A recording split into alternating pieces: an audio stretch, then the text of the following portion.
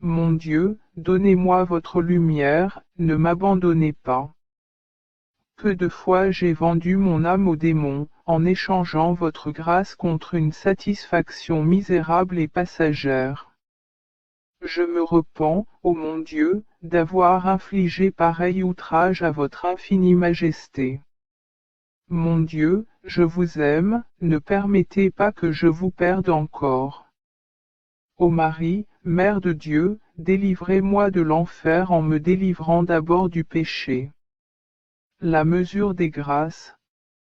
Nul doute que Dieu n'ait fixé d'avance la mesure des grâces qu'il daigne accorder à chaque créature. Ces grâces, une fois distribuées, la main de Dieu ne s'ouvre plus pour en donner de nouvelles. Combien, donc, faut-il craindre d'abuser d'une seule des grâces reçues du Seigneur? Car chaque grâce peut être la dernière, cette lumière, le dernier, cet appel. Le mépriser, c'est peut-être consommer ma ruine.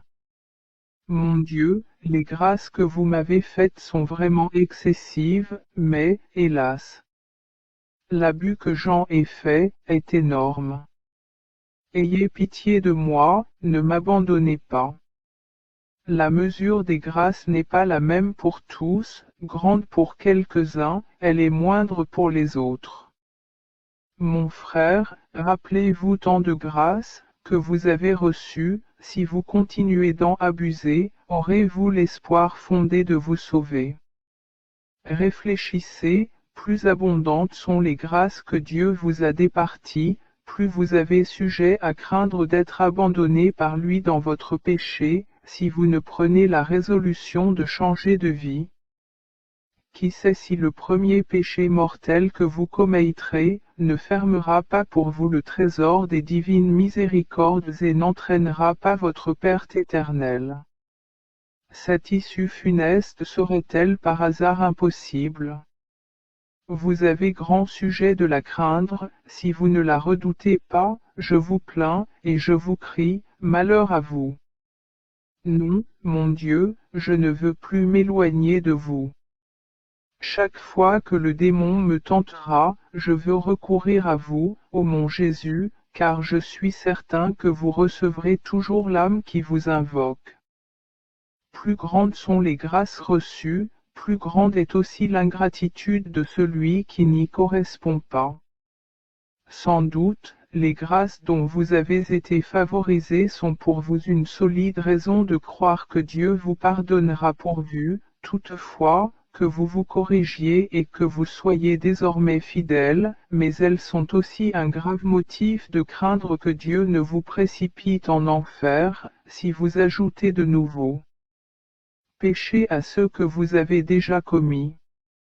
Je vous remercie, ô mon Dieu, de ne m'avoir pas encore abandonné, la lumière que vous me donnez en ce moment, la douleur que j'ai de vous avoir offensé, le désir réel que j'éprouve de vous aimer et de rentrer en grâce avec vous, sont des signes certains que vous ne m'avez pas délaissé. Puisque vous ne vous êtes pas détourné de moi, après tant de péchés, je ne veux plus me séparer de vous, ô Dieu de mon âme. Je vous aime plus que toute chose, et, parce que je vous aime, je me repens de vous avoir méprisé. Passion de Jésus, obtenez-moi la sainte persévérance. Ô Marie, ma reine, ne cessez jamais de me protéger. Un Dieu est mort pour moi, et j'oserais ne pas l'aimer. Il m'a aimé, et il s'est livré pour moi, J. 2:20. Dans quelle contrée du monde vit-on jamais un maître aimer l'un de ses serviteurs, un roi pousser l'amour pour l'un de ses sujets, jusqu'à mourir afin de le sauver? Dieu s'est réservé d'accomplir ce prodige d'amour, car il est certain que mon Créateur, le Maître du ciel et de la terre, le Fils de Dieu a voulu mourir pour moi, créature vile et ingrate. Pour sauver son esclave, dit saint Bernard, il ne s'est pas épargné lui-même. S. Bernard, Sermon du mercredi saint, N4, PL 183, 264, TZ 453. Ainsi donc, pour m'obtenir à moi grâce et miséricorde, mon Créateur voulut se sacrifier lui-même, mais, hélas, comment ai-je pu, convaincu de ce mystère d'amour, passer tant d'années sans vous aimer?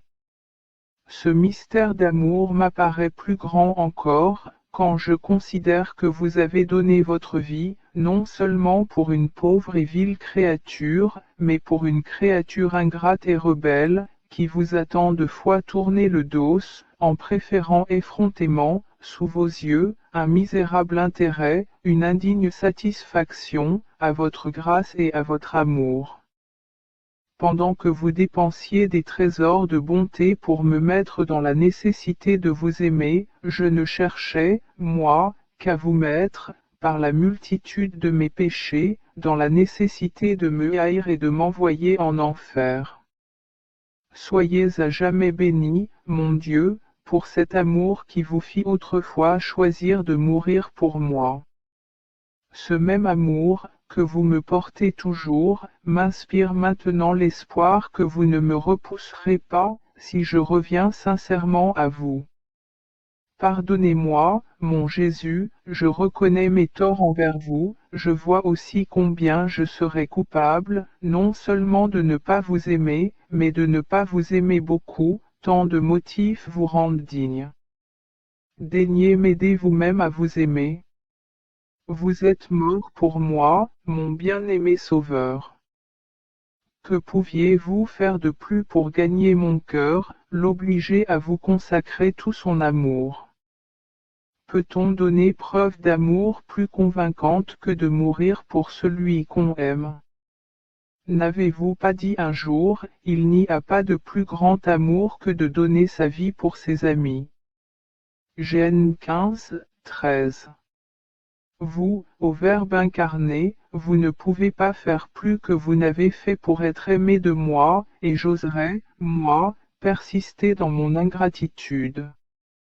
Mais non, voici que la mort approche, peut-être même est sur le point de me frapper. Je ne veux pas vivre en ingrat jusqu'à la mort. Je vous aime, ô Jésus, mon amour. Vous vous êtes donné tout entier à moi, je me donne tout entier à vous.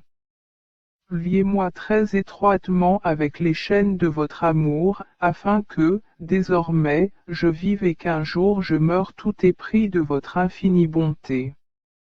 Ô Marie, Mère de Dieu, gardez-moi sous le manteau de votre protection, faites-moi brûler d'amour pour ce Dieu mort en croix pour mon amour. Décidons-nous à sauver notre âme. Quelle ruse emploie le démon pour décourager certaines âmes et les faire tomber dans le désordre? Il leur représente le salut comme une entreprise extrêmement difficile. Alors même qu'il serait nécessaire, pour se sauver, de passer notre vie dans un désert ou de nous enfermer dans un couvent, nous devrions certainement nous y résoudre. Toutefois, règle générale, ces moyens extraordinaires ne sont pas indispensables, les moyens ordinaires suffisent, fréquentation des sacrements, fuite des occasions dangereuses, recours fréquent à Dieu. Au moment de la mort, la facilité de ces moyens nous apparaîtra plus évidente que jamais et pour les avoir négligés, grande sera notre désolation. Il faut prendre une décision irrévocable et dire, je veux me sauver, coûte que coûte. Que je perde tout, bien, amis, la vie même, mais mon âme, jamais.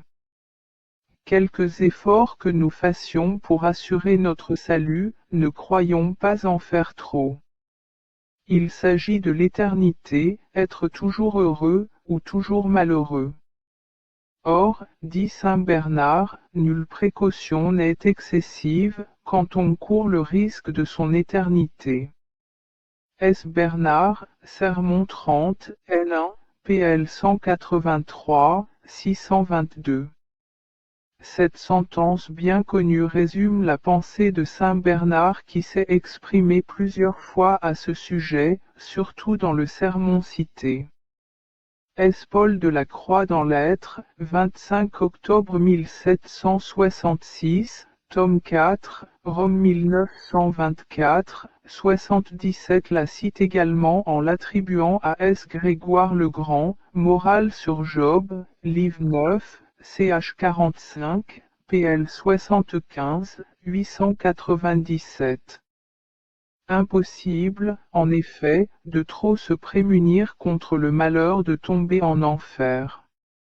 Je rougis, ô mon Dieu, de paraître devant vous, moi qui vous ai tourné le dos tant de fois pour des choses de nulle valeur.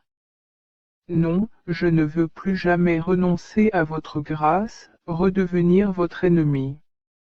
J'ai mis ma confiance en vous, Seigneur, que jamais je ne sois confondu. PS 31 2. Plutôt perdre 1000 fois la vie que de perdre votre amitié. Si, par le passé, nous avons eu le malheur de perdre la grâce, il faut réparer notre faute, il faut nous convertir et nous convertir sans délai. Dire, plus tard je changerai de vie, ne suffit pas. L'enfer regorge d'âmes qui disaient, plus tard, plus tard. La mort survint et leur enleva le temps sur lequel elles comptaient. Voyez ce moribond qui va rendre le dernier soupir, quelle grâce insigne Dieu lui ferait en prolongeant sa vie d'une année, ou même d'un seul mois. Cette grâce, mon frère, ce temps, Dieu vous l'accorde actuellement, quel usage voulez-vous en faire? Qu'est-ce donc que j'attends, ô mon Dieu? J'attends sans doute cet avenir, ces jours qui ne seront jamais pour moi, mais alors ne me trouverai-je pas à la mort sans avoir rien fait pour vous. Ma consolation, c'est de me voir encore assisté de votre grâce. Mon Dieu, je vous aime plus que tous les biens, je préfère mourir plutôt que de vous causer le moindre déplaisir. Avec sainte Catherine de Gênes, je vous dis, ô mon amour, plus de péché, non, plus de péché. G. Isard, sainte Catherine de Gênes, Paris 1969, 98, mais vous connaissez ma faiblesse, vous connaissez mes infidélités passées, aidez-moi, mon Jésus, je me confie en vous. Ô Marie, auguste Mère de Dieu, je mets aussi ma confiance en vous. À la mort, on perd tout. Il faut mourir, quel chrétien l'ignore. Cependant, combien de chrétiens vivent au lieu de la mort comme s'ils ne devaient jamais mourir. En vérité, quand, après la vie présente, il n'y en aurait pas d'autre, par conséquent pas d'enfer, ni de ciel, est ce que la plupart des gens penseraient moins à la mort qu'ils n'y pensent. Voulez-vous, mon cher lecteur, vivre chrétiennement? Efforcez-vous de vivre perpétuellement les yeux fixés sur la mort. Quelle lumière la pensée de la mort jette sur la valeur des choses? Quelle direction salutaire elle imprime à toute conduite? Par son appel incessant qu'il faudra bientôt tout quitter, elle nous détache de tous les biens de ce monde. Mon Dieu, puisque vous me donnez le temps de réparer mes fautes, dites-moi bien ce que vous me demandez. Je veux tout faire pour vous plaire. Insensé serait le voyageur qui, gagnant sa patrie, dépenserait tout son avoir à se faire construire un magnifique palais dans un pays qu'il traverse seulement, et serait ensuite dans l'impossibilité de se faire bâtir une maison convenable dans le pays qui sera son séjour toute sa vie. Insensé, que dis-je? Beaucoup plus insensé, celui qui cherche à se satisfaire en ce monde, où l'on ne passe que quelques jours, et se met en péril d'être malheureux dans l'autre, où l'on doit vivre tant que Dieu sera Dieu. Quel serait mon malheur, ô mon Dieu, si vous m'aviez frappé de mort alors que je vivais dans le péché. Je vous remercie de m'avoir supporté avec tant de patience. Ne permettez pas que je me sépare encore de vous. Mon Dieu, mon souverain bien, je vous aime plus que tout. Le rôle de la mort, c'est de nous dépouiller de tout.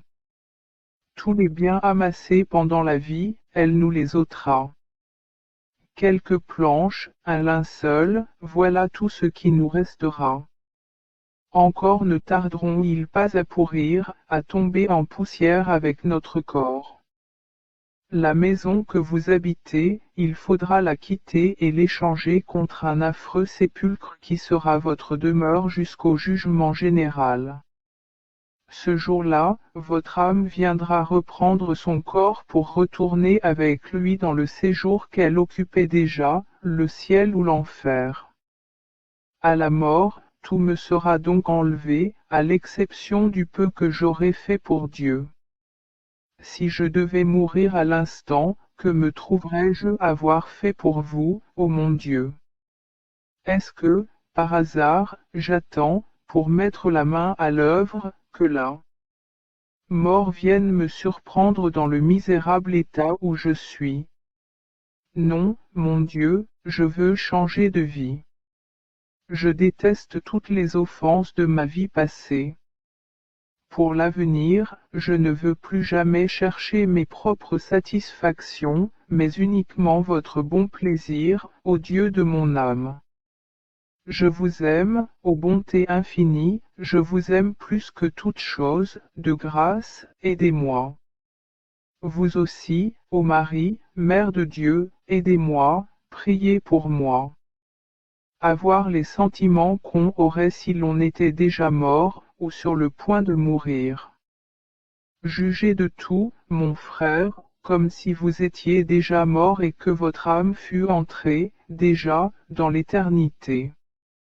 Si vous étiez vraiment sorti de ce monde, que ne voudriez-vous pas avoir fait pour mériter la vie éternelle? Mais ces désirs ardents, de quoi vous serviront-ils alors, si vous n'employez pas maintenant pour Dieu les jours qu'il vous accorde bénévolement? Maintenant, donc, que vous avez le temps d'agir, représentez-vous souvent, par l'imagination, enterré dans une fosse, mieux encore, mettez-vous par la pensée sur votre lit de mort, voyez-vous près de rendre le dernier soupir, un cierge à la main. À la clarté de ce flambeau funèbre, considérez les désordres de votre vie, pleurez les péchés commis, et, sans délai, remédiez au mal. Sans délai, parce qu'il n'y a pas de temps à perdre. Je vous en supplie, ô mon Dieu, éclairez-moi, faites-moi connaître le chemin que je dois prendre ici-bas. Je veux vous obéir en tout. Lorsque saint Camille de Lellis visitait quelque cimetière, il fixait les yeux sur les fosses des morts et se disait, s'il pouvait revenir à la vie, que ne ferait-il pas pour ce sanctifier? Et moi, qui suis en vie, que fais-je pour Dieu? C'est ainsi que ce grand saint s'excitait à s'unir à Dieu toujours plus étroitement. Sachez donc, vous aussi, mon cher lecteur, bien profiter du temps que vous accorde la bonté divine. N'attendez pas que vous soyez sur le seuil de l'éternité et que le prêtre vous dise, partez de ce monde, âme chrétienne. Rituel, sacrement pour les malades, 1977-95. La recommandation du mourant, maintenant, tu peux quitter ce monde, âme chrétienne. Quitte-le. Vite, partez, ce qui est fait, vous n'avez plus le temps de rien faire. Ah!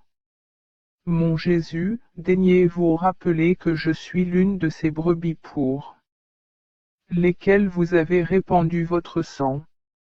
Nous vous supplions, Seigneur, de venir en aide à vos serviteurs que vous avez rachetés par votre sang précieux. Hymne, Te Deum. Donnez-moi donc lumière et force, afin que je mette sans délai la main à l'œuvre et qu'ainsi je fasse, pendant la vie, ce qu'au moment de la mort je voudrais avoir fait. Voilà 3 ans que je viens chercher du fruit à ce figuier, et je n'en trouve point. Pourquoi occupe-t-il encore la terre? Qu'on le coupe donc, et qu'on le jette au feu. Elsie 13, 7. Je crains, ô mon Dieu, d'être cet arbre infortuné auquel vous avez adressé ces terribles paroles. Car, Seigneur, durant tant d'années déjà passées sur la terre, quel bien ai-je fait? Quels fruits vous ai-je rapportés, sinon les fruits amers du péché? Depuis combien de temps ne devrais-je pas être retranché du nombre des vivants et brûlé en enfer? Épargnez-moi, mon doux Rédempteur, car je ne veux pas m'obstiner dans le péché, je ne veux pas que la mort me trouve dans le misérable état où je suis maintenant. Je déteste et je maudis les jours où je vous ai offensé. Ma vie, je veux l'employer désormais tout entière à vous aimer, à vous honorer. Je vous aime, ô mon souverain bien, ne me privez jamais de votre secours. Et vous, Marie, mon espérance, ne me privez jamais de votre maternelle protection. Examen des péchés au jugement dernier. Les cieux se sont ouverts, tous les anges et tous les saints descendent pour assister au jugement général, après eux, la Reine du ciel, la très sainte Vierge Marie, enfin le souverain juge, assis sur un trône de lumière, dans tout l'éclat de sa majesté. Qui dira la joie des élus, à l'apparition de Jésus-Christ? Par contre, qui dira l'épouvante et la confusion des damnés, à la vue de la face indignée du divin juge? Épouvante et confusion plus terribles que l'enfer même. Il crie, aux montagnes et aux rochers, tombez sur nous, dérobez-nous à la colère de celui qui est assis sur le trône, à la fureur de l'agneau. AP 6, 16. Les malheureux. Leur souhait le plus ardent, c'est de mourir écrasés sous le poids des montagnes, pour échapper au visage courroucé de l'agneau, c'est-à-dire du Rédempteur. Cet adorable Rédempteur, ne fut-il pas pour eux, toute leur vie un agneau plein de douceur, lorsque, les voyant multiplier leurs péchés, ils se taisaient. Ô Jésus, mon juge, je me repens de vous avoir outragé. Pardonnez-moi, faites qu'au jour redoutable du jugement, je ne trouve pas en vous un juge irrité. Le juge s'assit, et des livres furent ouverts. Dienne 7, 10. Alors il sera trop tard pour cacher ses péchés. À la fois juge et témoin, Jésus-Christ a tout vu comme témoin, et comme juge, il dévoile tout au genre humain assemblé. C'est l'enseignement de l'apôtre, il mettra en lumière ce qui est caché dans les ténèbres. 1 Compagnie 4, 5. Les crimes les plus secrets, les plus honteuses impuretés, les cruautés les plus exécrables, seront manifestés devant l'univers entier. Ô Jésus, mon Rédempteur, pas une seule de mes iniquités qui ne soit dès maintenant connue de vous. Ayez donc pitié de moi, maintenant que vous pouvez encore me faire miséricorde. On connaîtra le Seigneur à l'exercice de sa justice. PS 9, 17. D'un mot, au jour du jugement général, notre Seigneur Jésus-Christ se révélera dans toute sa grandeur divine, on verra clairement qu'il est le souverain maître de toutes choses. On fait maintenant plus de cas d'un plaisir, d'un vain point d'honneur, d'un désir de vengeance, que de Dieu même. Au rendement des comptes, le juge suprême interpellera le pécheur en ces termes: à qui m'as-tu comparé? Et 40, 25. À qui sont allées tes préférences? À cette vile satisfaction, à ce caprice. Voilà ce qui valait mieux, à tes yeux, que ma grâce. Au ciel, que répondrons-nous à ces reproches trop fondés? La confusion nous fermera la bouche. C'est dès aujourd'hui qu'il faut répondre et dire. Je sais, ô mon Jésus, qu'un jour vous serez mon juge, maintenant, vous êtes mon sauveur. Rappelez-vous votre mort pour m'obtenir le salut.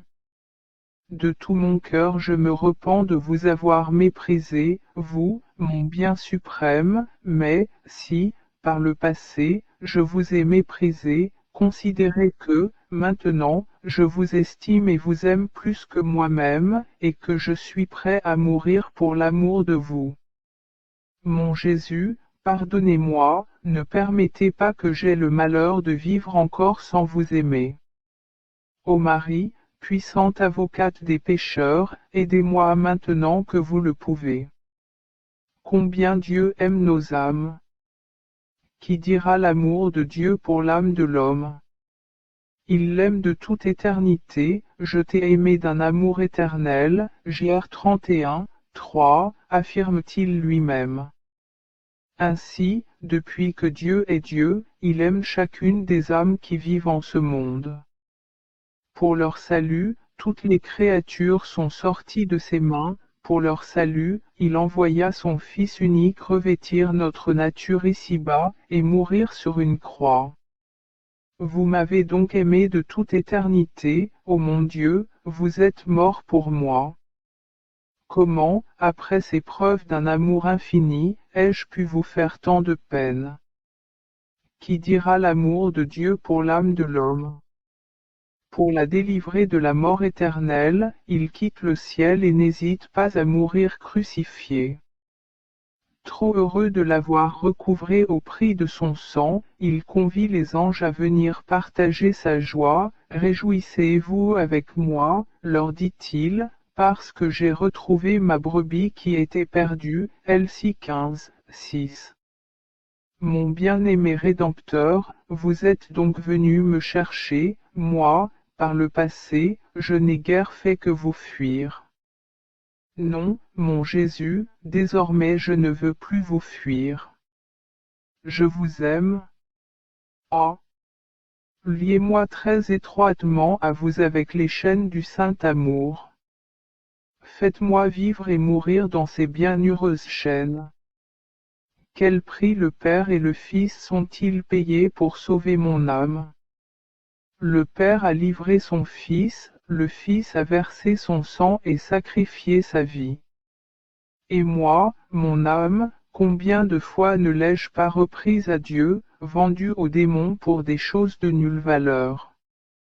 Mon Dieu, vous n'avez rien épargné pour ne pas me perdre, mais moi, combien de fois n'ai-je pas eu le cœur de perdre votre amitié pour une vile satisfaction? Vous m'avez supporté, pour m'accorder le temps de pleurer les déplaisirs que je vous ai causés et de vous aimer, ô Dieu de mon âme.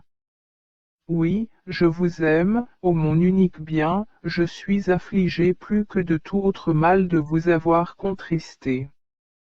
De grâce, ne permettez plus que je cesse de vous aimer. Rappelez-moi continuellement combien mon salut vous a coûté de travaux et de souffrances, quel amour vous m'avez porté, afin qu'à l'avenir je vous aime toujours, vous, mon trésor, ma vie, mon tout. Faites que je vous aime à jamais, puis, faites de moi ce qu'il vous plaît. Ô Marie, Mère de Dieu, votre Fils ne vous refuse rien, recommandez-lui mon âme. Remords du damné. 3 remords. Particulièrement déchirants. Torture le damné. Le premier, c'est de penser qu'il s'est perdu pour si peu de choses. Combien de temps durent les jouissances du péché? Quelques instants. Aux yeux d'un mourant, la vie même la plus longue n'apparaît qu'à un moment, aux yeux du damné, que sont donc 50 ou 60 années passées sur la terre, alors qu'il se voit plongé dans l'éternité et forcé de constater, après des milliers de siècles, que son éternité ne fait que commencer.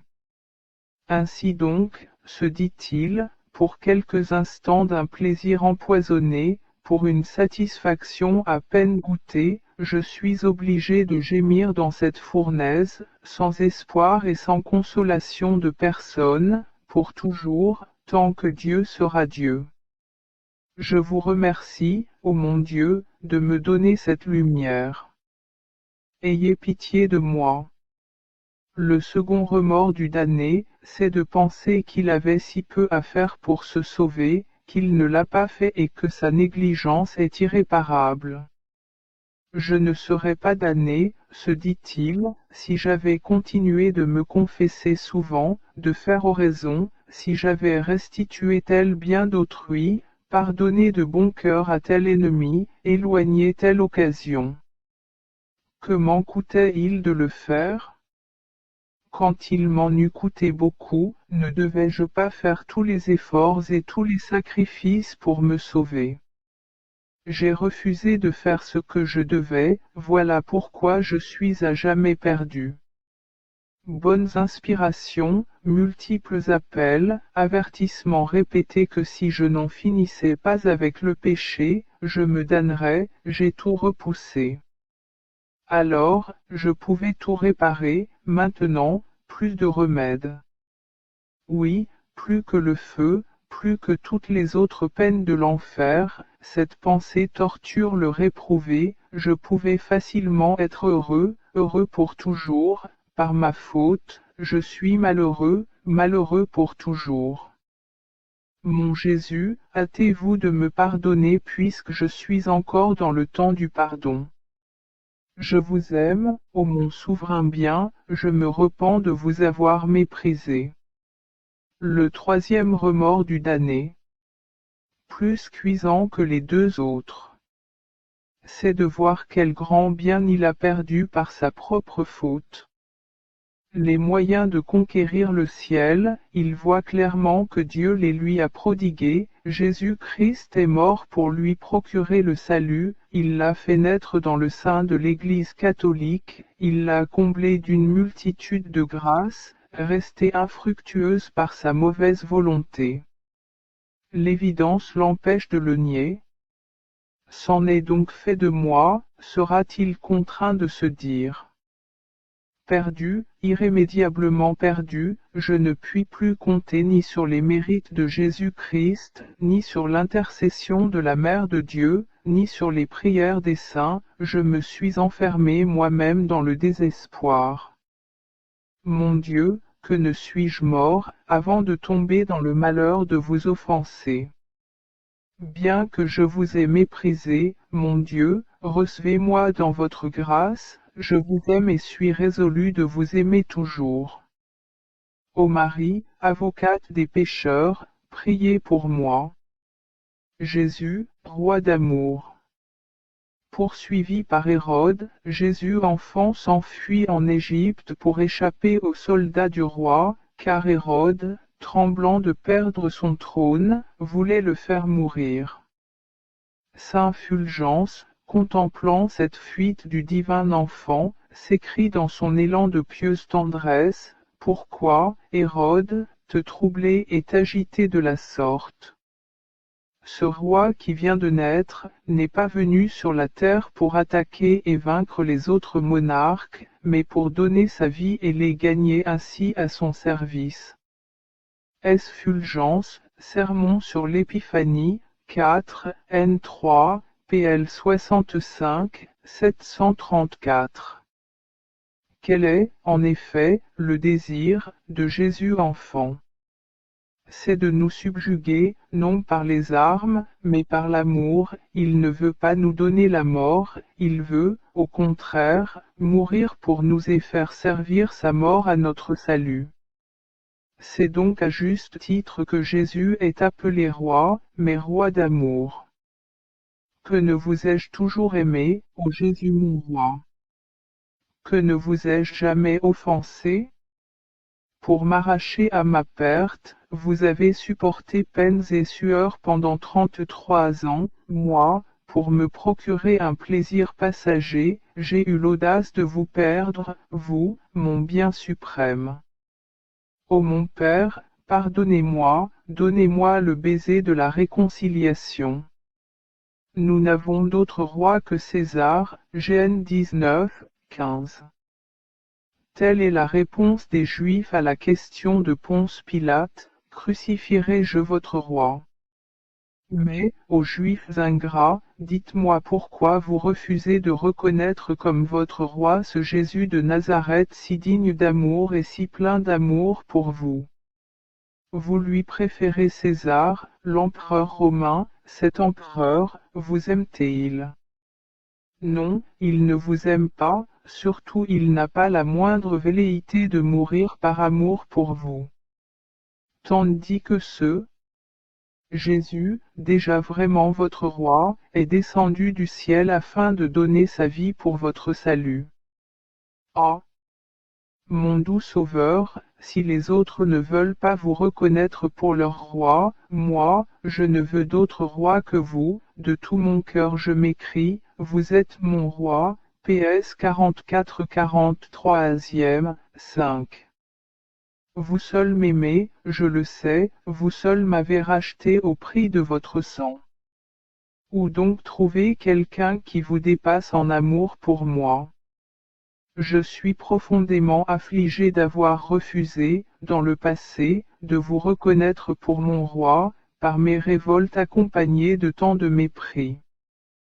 Pardonnez-moi, ô Jésus mon roi, puisque vous êtes mort pour me pardonner.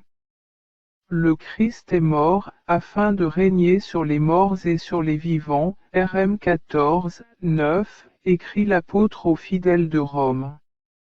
Ô Jésus, mon roi bien-aimé, puisque vous êtes venu sur la terre pour conquérir nos cœurs, voici que je vous offre le mien. Jusqu'ici j'ai trop souvent repoussé vos appels pleins d'amour, mais maintenant je les écoute volontiers, je me donne à vous, et sans réserve. Ô mon roi, prenez possession de ma volonté tout entière, de tout moi-même, mais c'est à vous de me rendre fidèle. Si jamais je devais encore vous trahir, je préfère être frappé de mort par vous à l'instant, ô mon roi, mon amour, mon unique bien. Ô Marie, reine et mère de mon roi, obtenez-moi la grâce de bien tenir le serment de fidélité que je fais aujourd'hui à votre Fils. Mort misérable du pécheur.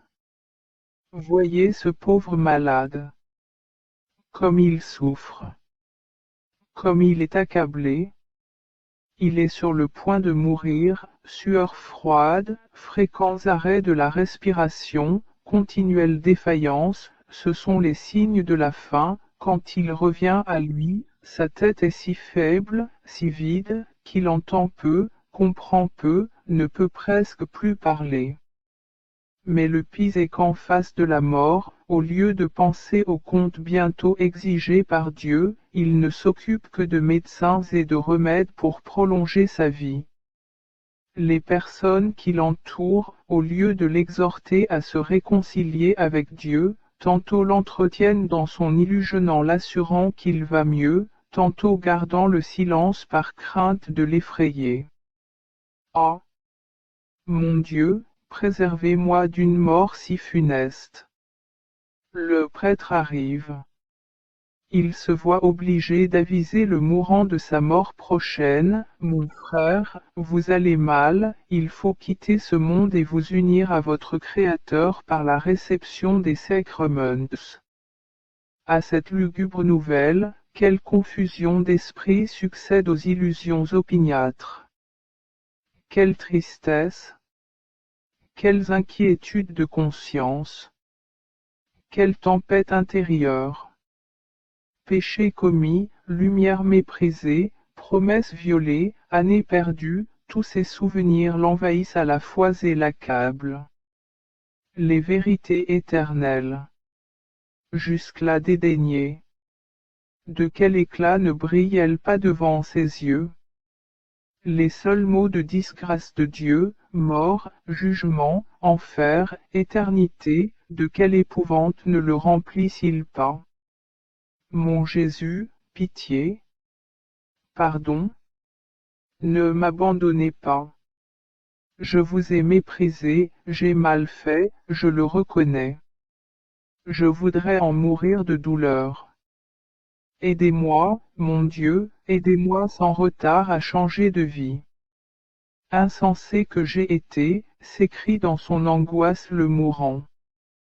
Ô ma vie, vie toute perdue. Je pouvais me sanctifier, mais je ne l'ai pas fait. Maintenant, de quoi suis-je capable? La tête me tourne, la douleur m'accable et me met dans l'impossibilité de faire un seul acte de vertu. Qu'en sera-t-il de moi dans quelques instants? Avec une mort sans préparation, comment puis-je me sauver? Il désire ardemment avoir du temps pour mettre ordre à sa conscience, mais le temps fait défaut. Hélas!